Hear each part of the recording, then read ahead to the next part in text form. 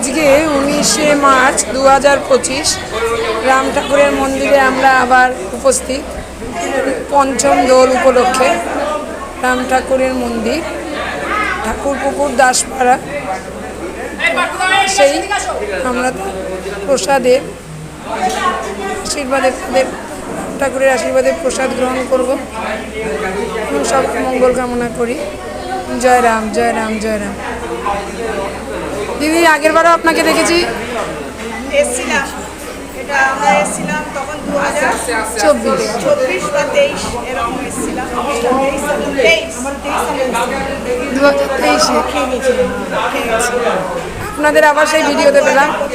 একদম সারা জীবন যেন এই ভাগ্য হয় আমাদের সমস্ত ভক্তরা প্রসাদ গ্রহণ করছে এবং এই প্রসাদ কিন্তু সম্পূর্ণ বিনামূল্যে প্রসাদ বিতরণ হয়।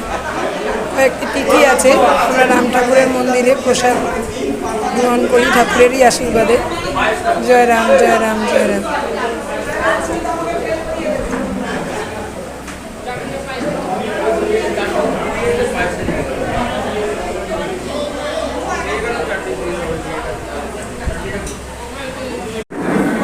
এবারে শেষ পাতে পরমান্ন। দিদি, কেমন পেলেন? সত্যি ভালো। জয় রাম।